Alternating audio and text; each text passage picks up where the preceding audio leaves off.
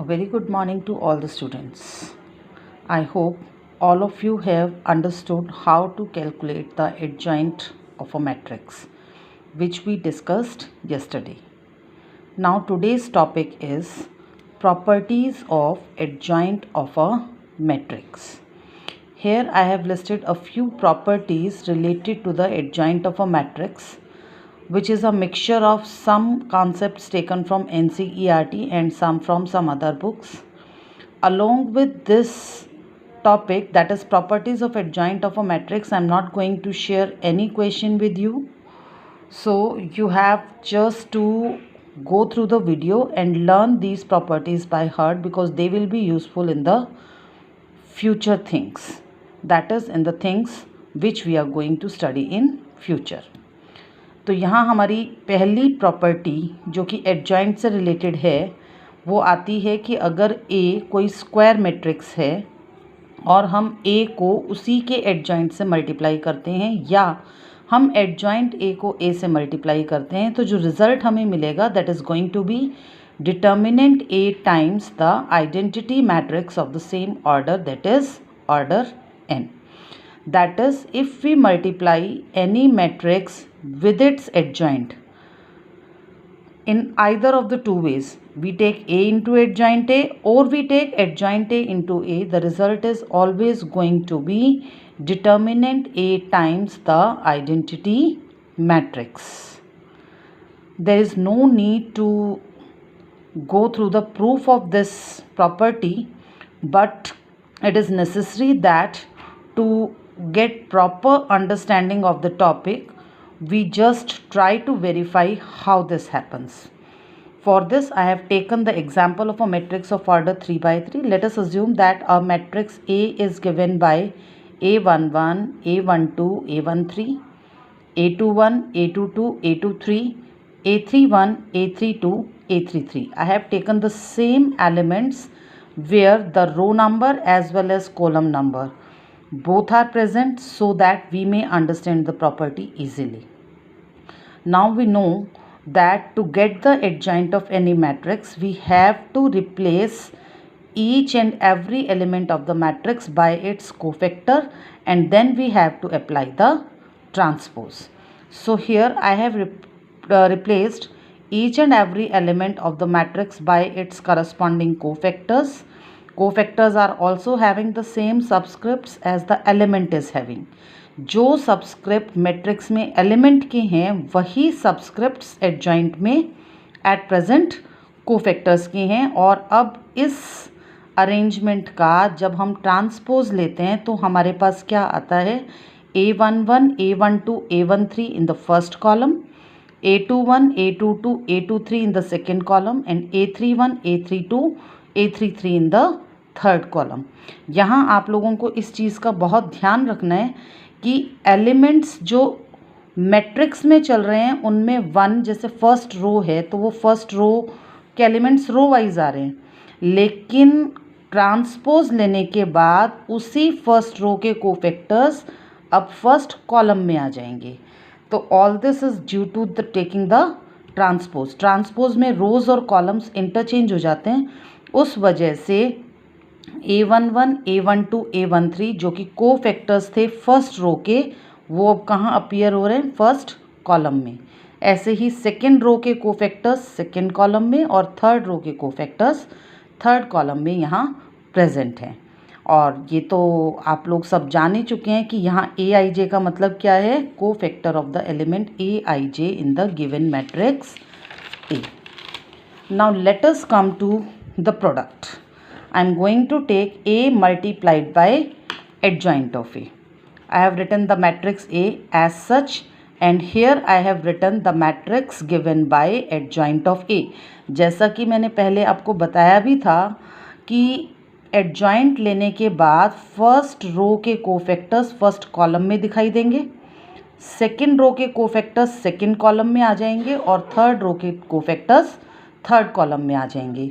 ऐसा क्यों हुआ ये आप लोगों ने देखा था, क्योंकि पहले हमने एलिमेंट्स को कोफैक्टर से रिप्लेस किया था और रिप्लेस करने के बाद जब हमने ट्रांसपोज लिया तो रो वाले एलिमेंट्स कॉलम में अपीयर हो गए। तो उस वजह से जो एडजॉइंट ए है, इस एडजॉइंट ए का प्रेजेंटेशन यहाँ रहेगा A11, A12, A13 in the first column, A21, A22, A23 in the second column and A31, A32, A33 in the third column. Now I am going to multiply all these. पहला element जो मुझे यहाँ मिलेगा 1 1 वाली position पे, यानी first row first column की position पर जो एलिमेंट आएगा, it will be obtained when I multiply the elements of first row with the elements of first column. So the product is A11 A11 plus A12 A12 plus A13 A13, ये product हमारे पास आता है।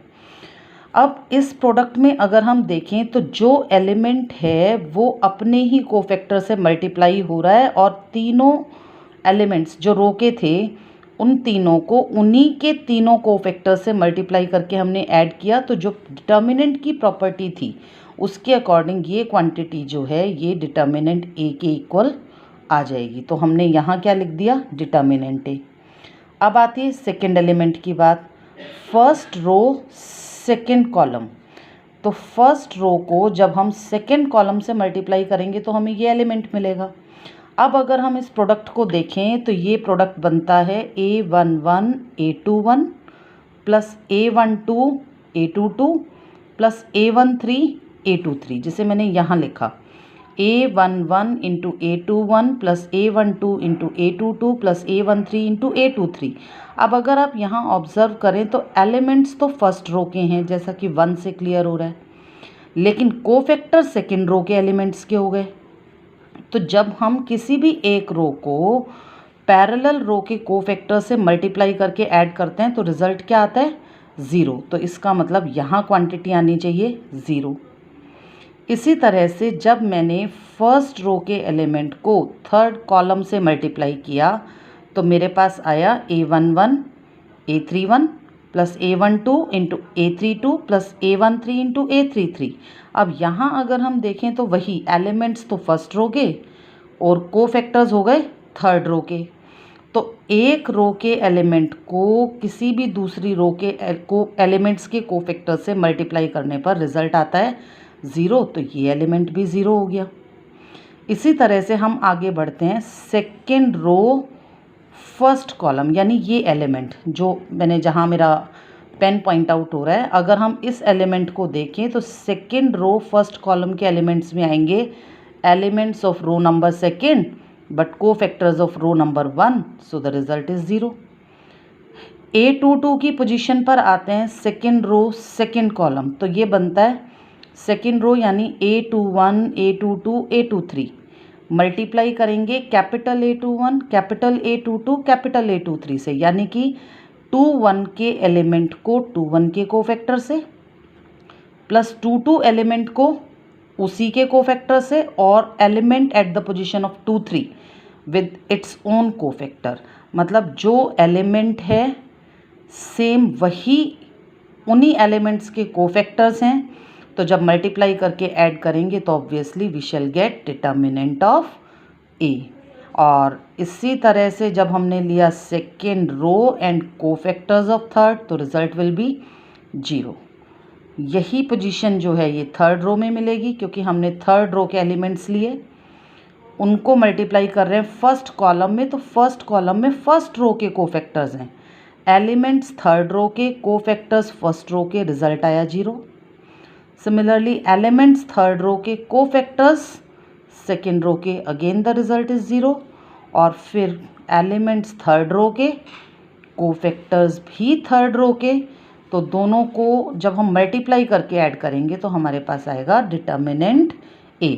यानी कि पूरे के पूरे product में सिर्फ 3 बार ऐसा हुआ जब जो रो थी उसको उसी के कोफैक्टर से मल्टीप्लाई किया गया, और वो 3 ही पोजीशंस पर हुआ, फर्स्ट रो फर्स्ट कॉलम यानी 1 1 पर, सेकेंड रो सेकेंड कॉलम यानी 2 2 पर, और थर्ड रो थर्ड कॉलम यानी कि 3 3 की पोजीशन पर। तो इस वजह से जो प्रोडक्ट हमारे पास आया वो आया A into adjoint A is given by this quantity. अब अगर हम यहाँ देखें तो 6 पोजीशंस पर तो 0 है, और 3 पोजीशंस पर डिटर्मिनेंट ए है। मैट्रिक्स में अगर हम किसी नंबर को मल्टीप्लाई करते हैं तो हम सभी नंबर्स के साथ मल्टीप्लाई करते हैं, तो जब हम कॉमन लेते हैं तो वो कॉमन भी एक ही टाइम पर हम सभी में से निकालेंगे। तो 6 जगह तो 0 है, वहाँ कोई इफ़ेक्ट आएगा नहीं, और 3 जगह है डिटर्मिनेंट ए। उस डिटर्मिनेंट ए को जब मैंने कॉमन लिया तो मेरे पास बचा 1, क्योंकि डिटर्मिनेंट ए कॉमन गया, 0 0, देन 0 अगेन 1 0 एंड 0 0 1। अब ये 1 0 0 0 1 0 0 0 1 ये कौन सी मैट्रिक्स है? It is a matrix of order 3 and obviously it is an identity matrix. तो इस तरह से एक थर्ड ऑर्डर की मैट्रिक्स का एग्जाम्पल लेकर हमने ये शो कर दिया कि ए को हम एडजॉइंट ए से मल्टीप्लाई करेंगे तो जो भी मैट्रिक्स का ऑर्डर होगा उस ऑर्डर की आइडेंटिटी मैट्रिक्स और डिटर्मिनेंट ए का प्रोडक्ट हमें मिलेगा। इसी को जनरलाइज करते हुए हम कह सकते हैं कि ए इंटू एडजॉइंट ए लें या एडजॉइंट ए को ए से मल्टीप्लाई करें, the result is always going to be determinant A multiplied by identity matrix. It is a very important result which will be used for the calculation of inverse of any matrix. Now the next property. The second property of adjoint is that if we have any non-singular square matrix of order n, then the determinant of that matrix is given by n minus 1 power of the determinant of the same matrix. अगर हमने एक matrix consider की A जो कि non singular है और उसका order A है, तो A का एडजॉइंट लेने पर जब हम उस एडजॉइंट A का डिटर्मिनेंट निकालेंगे तो उस डिटर्मिनेंट की वैल्यू डिटर्मिनेंट A की पावर n माइनस 1 लेने पर जो भी रिजल्ट आता है उसी के बराबर आएगी। अब यहाँ क्वेश्चन उठता है कि ये नॉन सिंगुलर मतलब क्या? तो सबसे पहले हम इन्हीं टर्म्स से फेमिलियराइज होना चाहेंगे, क्योंकि जब तक हमें इन टर्म्स का मीनिंग नहीं पता होगा हम अपने कॉन्सेप्ट को आगे नहीं बढ़ा सकते। तो सबसे पहली चीज़ जो हमें पता होनी चाहिए वो है एक मैट्रिक्स को हम सिंगुलर मैट्रिक्स कब बोलेंगे। Singular matrix is a matrix whose determinant is 0। यानी अगर हमारे पास कोई मैट्रिक्स है, हमने उसका डिटर्मिनेंट निकाला, डिटर्मिनेंट अगर 0 के इक्वल आता है तो मैट्रिक्स को सिंगुलर मैट्रिक्स कहा जाता है। तो ऑब्वियस सी बात है कि अगर हमारे पास एक मैट्रिक्स हो जिसका डिटर्मिनेंट है नॉन जीरो, तो उस नॉन जीरो डिटर्मिनेंट वाली मैट्रिक्स को हम क्या बोलेंगे? It is non singular matrix. यानी कि कोई भी मैट्रिक्स ए नॉन सिंगुलर कब कहलाएगी? जब उसका डिटर्मिनेंट नॉन जीरो आएगा। और मैट्रिसेस एंड डिटर्मिनेंट्स में जो सबसे ज़्यादा यूज़ होता है, जो सबसे इम्पॉर्टेंट पोर्शन है, वो यही नॉन सिंगुलर मैट्रिसेस का है, क्योंकि नॉन सिंगुलर मैट्रिसेस की हेल्प से हम बहुत सारी सिचुएशंस को, बहुत सारे क्वेश्चंस को बहुत इजी वे में सॉल्व कर सकते हैं। इसलिए हमें पता होना चाहिए कि नॉन सिंगुलर मैट्रिक्स मतलब क्या। इसी तरह से डिटर्मिनेंट्स में एक प्रॉपर्टी आती है कि a इंटू बी का डिटर्मिनेंट अगर हम लें तो वो determinant a into determinant b के बराबर होता है। मतलब कोई भी दो मैट्रिसेस के प्रोडक्ट का डिटर्मिनेंट उनके इंडिविजुअल डिटर्मिनेंट्स के प्रोडक्ट के बराबर होता है। तो अगर हम ए बी का डिटर्मिनेंट लेंगे तो आएगा determinant A into determinant B, और बी ए का डिटर्मिनेंट लेंगे तो आएगा determinant of B into determinant of A. तो यहाँ से एक रिजल्ट और हमारे पास आ जाता है कि if A and B both are non singular matrices, then A into B as well as B into A are also non singular matrices. मतलब अगर ए और बी दो मैट्रिसेस हमें दी गई, दोनों नॉन सिंगुलर हैं, तो उनका प्रोडक्ट चाहे हम ए इंटू बी करके निकालें, चाहे हम बी इंटू ए करके निकालें, the product will always be non zero और the product will always be non singular. अब उसका रीज़न क्या हुआ कि ए बी का जो डिटर्मिनेंट है वो आएगा determinant A into determinant B. अब ये भी नॉन जीरो, ये भी नॉन जीरो, जब दोनों नंबर्स नॉन जीरो तो दोनों का प्रोडक्ट भी नॉन जीरो आ गया। तो इस तरीके से ए बी का डिटर्मिनेंट भी नॉन जीरो आता है और बी ए का डिटर्मिनेंट भी नॉन जीरो आता है, जिस वजह से ए बी और बी ए ये दोनों मैट्रिसेस जो हैं वो नॉन सिंगुलर बन जाती हैं। अब इन तीनों कॉन्सेप्ट्स की हेल्प से हम अपने इस रिज़ल्ट पर आते हैं कि एडजॉइंट ए का डिटर्मिनेंट ए की पावर n-1 हुआ तो क्यों हुआ। I have solve this question here. We want to learn why determinant of adjoint A is equal to n-1 power of the determinant of A. अब इसका सॉल्यूशन मैंने यहाँ दिया है। ये सॉल्यूशन इम्पॉर्टेंट है एग्जामिनेशन पॉइंट ऑफ व्यू से, तो आप लोग अपनी अपनी नोटबुक्स में इसे ज़रूर नोट करें। और अगर आपको यहाँ से स्क्रीनशॉट लेने में प्रॉब्लम आती है, then I am going to send you all the notes of this chapter so that you may note it down in your fair notebook. अब देखते हैं इसका सॉल्यूशन कैसे होगा। हमने अभी एडजॉइंट्स की एक प्रॉपर्टी पढ़ी थी, फर्स्ट प्रॉपर्टी, जो क्या कहती है कि ए को एडजॉइंट ए से मल्टीप्लाई करेंगे तो हमें determinant A times identity matrix मिलेगी। इस इक्वेशन को मैंने लिया और इसके दोनों तरफ डिटर्मिनेंट अप्लाई कर दिया। मतलब मुझे लेफ्ट हैंड साइड का भी डिटर्मिनेंट निकालना है और मुझे राइट हैंड साइड का भी डिटर्मिनेंट निकालना है। अपनी कन्वीनियंस के लिए मैंने डिटर्मिनेंट ए को के अज्यूम कर लिया, के जो कि एक कांस्टेंट क्वांटिटी है। ऐसा क्यों किया? क्योंकि डिटर्मिनेंट किसी भी मैट्रिक्स का जो होता है वो एक सिंगल क्वांटिटी होती है, एक सिंपल नंबर होता है जो कि कांस्टेंट होता है। तो इस डिटर्मिनेंट ए को मैंने मान लिया के। तो मेरे पास आया कि ए इंटू एडजॉइंट ए का जो डिटर्मिनेंट है यहाँ से, this is equal to determinant of k times identity matrix. अब यहाँ तो हमने लेफ्ट हैंड साइड में तो प्रॉपर्टी अप्लाई कर दी कि ए इंटू एडजॉइंट ए का डिटर्मिनेंट ले रहे हैं, इसलिए ये ए का डिटर्मिनेंट और एडजॉइंट ए का डिटर्मिनेंट यानी दोनों के इंडिविजुअल डिटर्मिनेंट्स का प्रोडक्ट होगा। So on taking determinant of A adjoint A we get determinant of A into determinant of adjoint A. और RHS में हम प्रॉपर्टी लगा देते हैं जो हमने डिटर्मिनेंट्स में पढ़ी थी कि अगर हमारे पास कोई भी कांस्टेंट हम किसी मैट्रिक्स के साथ लेकर चलते हैं और k टाइम्स a, एक प्रॉपर्टी हमारी थी कि अगर हम k a का डिटर्मिनेंट निकालते हैं तो वो determinant k raise to the power n into determinant a के इक्वल आता है। ये एक इक्वेशन हमने डिटर्मिनेंट्स की प्रॉपर्टीज़ में पढ़ी थी। तो ये रिज़ल्ट अगर मैं यहाँ अप्लाई करूँ तो इसके हिसाब से मुझे RHS में मिला k raise to the power n into determinant of in। अब डिटर्मिनेंट a को तो मैंने k माना था तो इसको तो k लिख दिया और यहाँ आ गया determinant of adjoint a। And in right hand side I am having k raise to the power n multiplied by 1 क्यों? क्योंकि आइडेंटिटी मैट्रिक्स का डिटर्मिनेंट हमेशा 1 आता है। तो इस वजह से RHS में तो है k raise to the power n और LHS है k times determinant of adjoint A. तो अगर हम determinant of adjoint A find out करें तो कितना हुआ? k raise to the power n divided by this k। ये k नीचे आ गया और क्योंकि मैट्रिक्स नॉन सिंगुलर है तो ऑब्वियस सी बात है कि k जीरो तो होगा नहीं। k ज़ीरो इसलिए नहीं होगा क्योंकि इस प्रॉपर्टी में सबसे पहली चीज़ जो मेंशन की थी वो यही थी कि किसी भी नॉन सिंगुलर स्क्वायर मैट्रिक्स के लिए, यानी मैट्रिक्स नॉन सिंगुलर है तो मैट्रिक्स के नॉन सिंगुलर होने के कारण ये जो k है it is not equal to 0।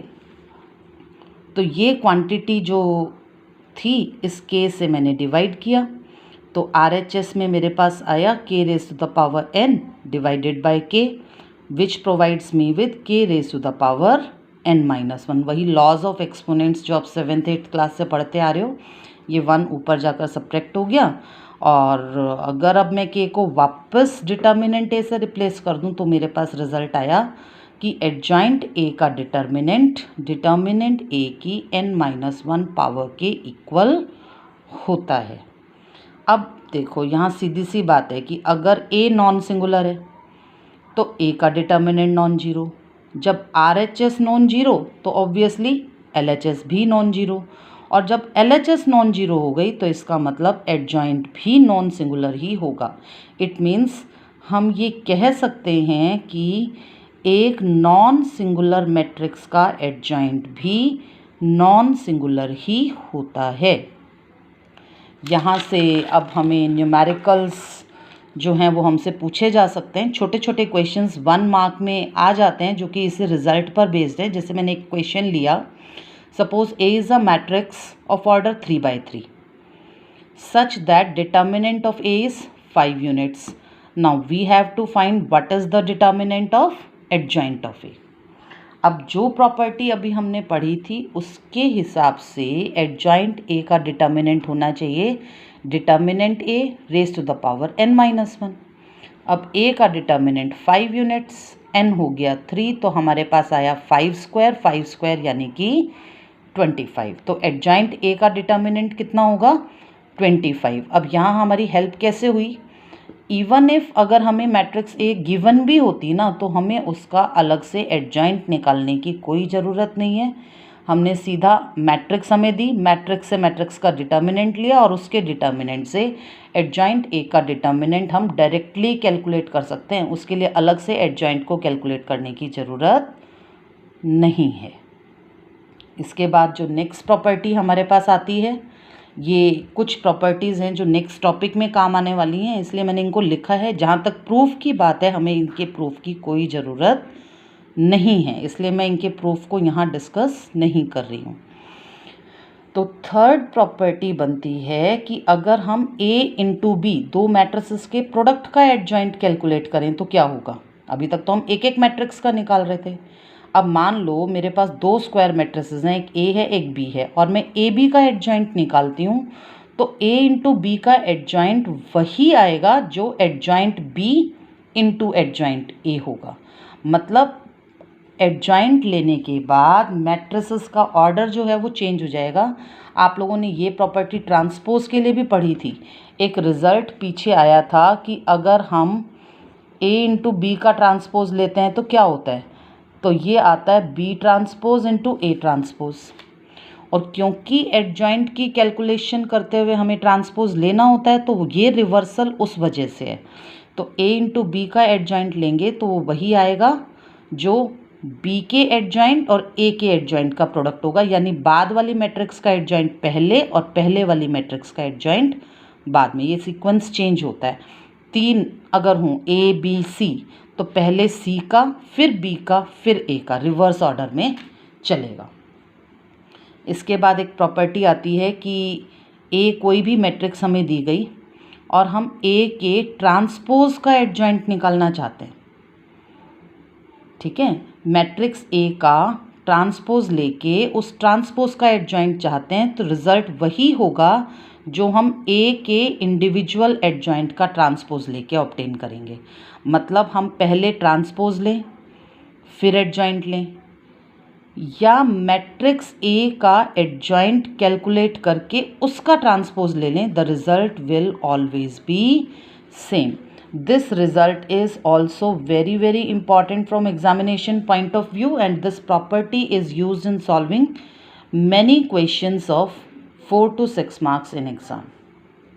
And the fifth and the last property related to it is that if A is a symmetric matrix then adjoint A is also a symmetric matrix। मतलब symmetric matrix का adjoint भी symmetric ही होता है।